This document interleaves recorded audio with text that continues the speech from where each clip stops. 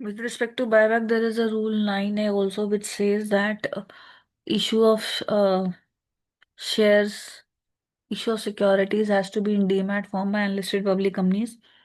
तो इसी में ये लिखा है कि हर अनलिस्टेड कंपनी को इंश्योर करना होगा कि before it makes any issue of any securities और बायबैक और bonus shares, it shall ensure that entire holding of securities of promoters, directors, KMP, everything has been dematerialized. ये पहले आया था आपका अनलिस्टेड पब्लिक कंपनी के लिए। उसके बाद इसी इन्हीं रूल्स के, ये जो companies prospectus and allotment of securities rules हैं, उसी के लास्ट में ये वाला रूल ऐड हुआ था, issue securities in demat form by private companies. तो इसमें भी ये चीज लिखी हुई है कि every company other than a small company shall ensure before making any offer for issue of securities or buyback or bonus or rights offered that the entire holding of securities of its promoters, directors, KMB has been in demat form.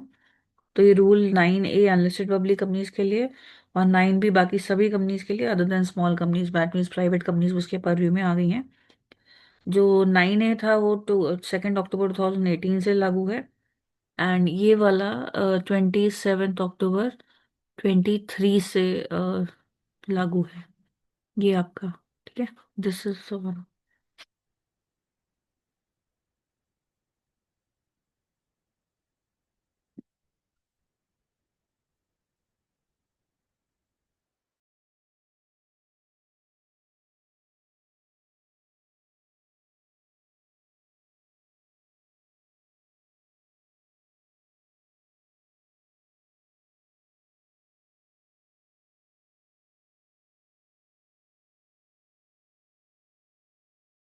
This date is 27th October 2023, and these are the contents. You can just go through these rules. This is the main. You can go through this, right?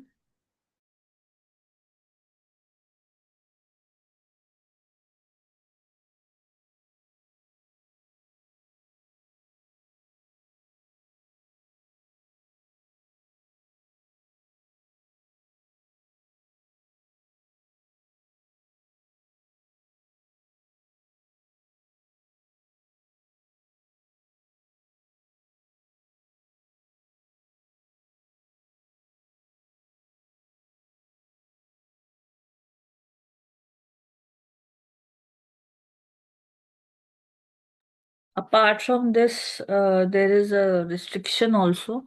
Now let us go to the sections now.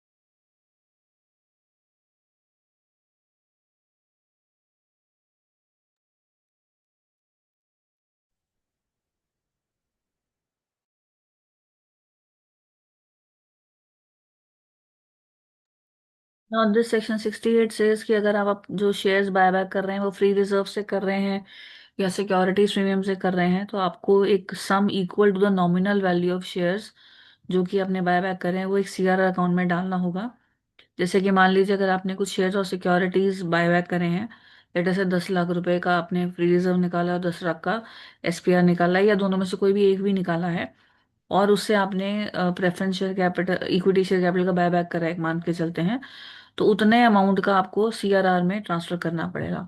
Basically इसके पीछे reason क्या होता है कि जैसे आपकी balance sheet में capital side में पहले आ रहा था 50, ठीक है, और इधर आपके फ्री रिजर्व भी थे 10, और आपका मान लीजिए फ्री रिजर्व का ये भी लेके चलते हैं कि फ्री रिजर्व भी थे, और अब आप जो है बायबैक कर रहे हैं। तो जब आप बायबैक करेंगे तो ये शेयर जो है 50 और 10 दोनों अमाउंट निकल जाएंगे।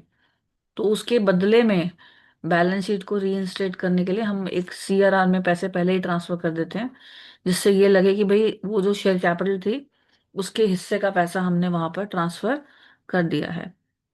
Logic aside, this is the sections requirement कि आपको सीआरआर में ट्रांसफर करना है, that is the main thing. And in any case what when you have to do this, that is more important.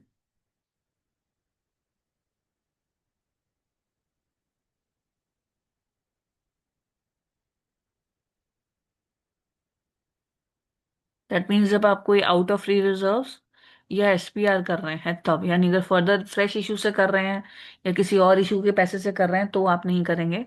और जो सीआरआर है वो सिर्फ या तो आप अनइश्यूड शेयर्स की पेमेंट के लिए, यानी जैसे किसी शेयर पे आपने 2-3 रुपए नहीं मंगवाए हुए तो आप उसकी पेमेंट के लिए उसको यूज कर सकते हैं, या फिर मेंबर्स को fully paid bonus shares issue करने के लिए दैट।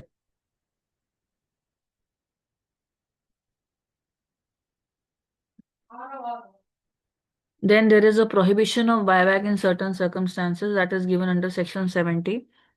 उसमें ये लिखा है कि कोई भी कंपनी जो है डायरेक्टली या इनडायरेक्टली अपने शेयर्स परचेज नहीं करेगी through any subsidiary, including its own subsidiaries if any. मतलब किसी भी सब्सिडरी के थ्रू कोई कंपनी बायबैक नहीं करेगी, अपनी सब्सिडी के भी नहीं और किसी सब्सिडी की सब्सिडी के भी नहीं या किसी और की भी सब्सिडी के भी नहीं। Then through any investment company और ग्रुप ऑफ इन्वेस्टमेंट कंपनीज, किसी भी इन्वेस्टमेंट कंपनी के ग्रुप के थ्रू भी नहीं वो बायबैक कर सकते। और अगर कंपनी का डिफॉल्ट होता है in repayment of deposit, interest, debenture redemption, preference share redemption, repayment of dividend to any share holder, payment of dividend to any share holder, मतलब किसी को भी डिविडेंड नहीं दिया है तो भी, रीपेमेंट ऑफ टर्म लोन्स, किसी फाइनेंशियल इंस्टीट्यूशन का पेमेंट ऑफ इंटरेस्ट, तो वहां पर आपको मना होता है। सिमिलरली अगर आपने सेक्शन 92 का कंप्लायंस नहीं करा है, जैसे कि एनुअल रिटर्न फाइल नहीं करा है, या फिर अनपेड डिविडेंड अकाउंट में पैसा नहीं डाला है, या फिर डिविडेंड अकाउंट में डिविडेंड 30 डेज ऑफ डिक्लेरेशन के बाद आपने नहीं पे करा है, या फिर आपने अपनी बैलेंस शीट का ट्रू एंड फेयर व्यू नहीं दिया है, तो भी आपको जो है बायबैक अलाउड नहीं होता। बेसिकली ये जो मैंने एनुअल रिटर्न का नॉन कंप्लायंस बोला ये 92 में है, और 123 में जो transfer of amount to unpaid dividend account ये वो वाला है। मतलब कि आपने डिविडेंड डिक्लेयर किया और जो हकदार था उसका अकाउंट आपको नहीं मिल रहा, उसके पैसे आप मतलब they are lying with you, so you have, after a particular time you have to transfer it to unpaid dividend account in a given time period. So if you have not done that, then also buyback is not permitted. Similarly, once you normal case में जैसे आप dividend declare करते हैं with in 30 days अगर आपने नहीं पे किया तो भी आपका बायबैक जो है पेंडिंग में चला जाएगा। एंड अगर आप ट्रू और फेयर व्यू नहीं दें बैलेंस शीट में 129 का डिफॉल्ट हुए तब भी नहीं कर पाएंगे। And as I told you unlisted public company and private company में जो डीमैट की रिक्वायरमेंट है वो भी अब आ गई है, तो ये भी आपको ध्यान रखना है।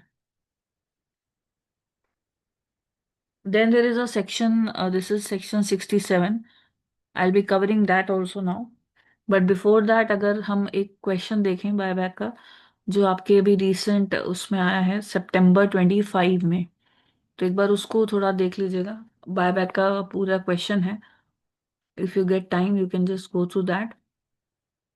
एंड अभी मैं सेक्शन 67 का एक और अलग से वीडियो बना दूंगी।